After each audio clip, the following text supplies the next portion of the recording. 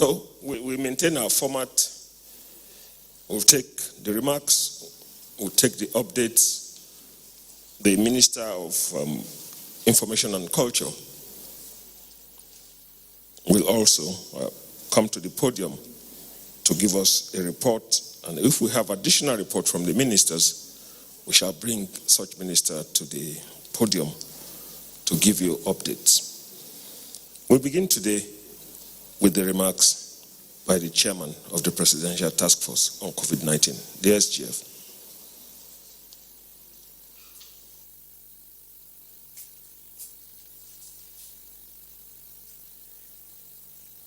Members of the Presidential Task Force, the Director General, West African Health Organization, Professor Stanley Okolo, distinguished ladies and gentlemen of the press, a very good afternoon, and our sincere apologies again. However, I welcome you to the national briefing by the Presidential Task Force on COVID-19 for Thursday, 28 May 2020. In almost all of our briefings and communications, the Presidential Task Force had made it the need for a drastic change in our lifestyle and behavior, as consequences of the COVID-19.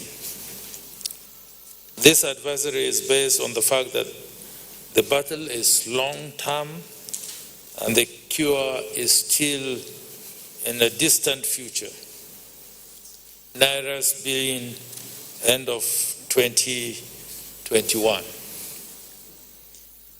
We continue to urge our citizens to follow these advisories diligently.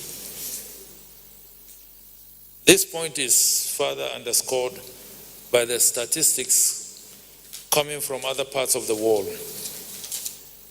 A look at the global numbers showed that the world has recorded about 5.8 million cases as of today and over 350,000 fatalities, and reporting from 251 different countries.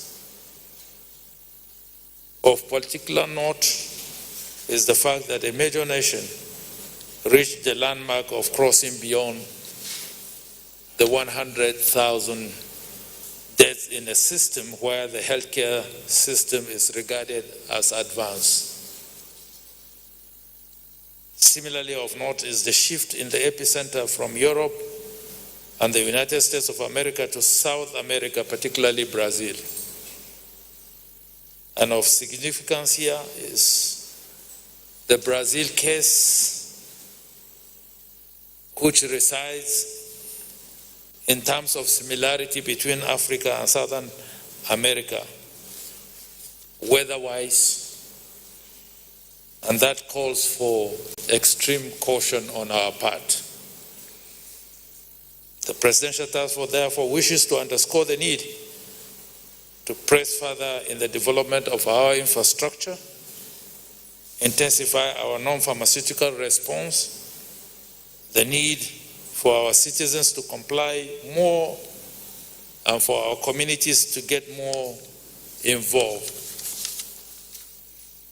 We say again, we cannot afford to be complacent, continue as if we are not under threat, doubt the virulent nature of COVID-19, and continue to allow the virus to ravage our communities because we are fully in the community phase of the spread of the virus.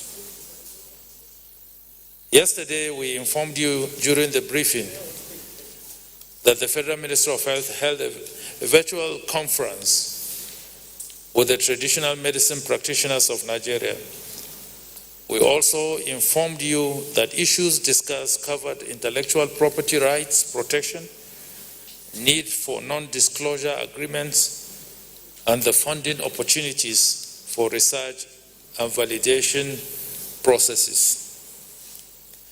Unfortunately, the information put out in the media regarding shortlisting 3 remedies from the traditional medicine practitioners is totally misleading. And I remember exactly what I said in paragraph 11 of that particular brief yesterday, where I mentioned the fact that out of the numerous claimants, 3 were found to deserve further investigation and have been forwarded to the relevant authorities for appropriate action. For the avoidance of doubt, neither the PTF nor the Federal Ministry of Health has shortlisted any remedies.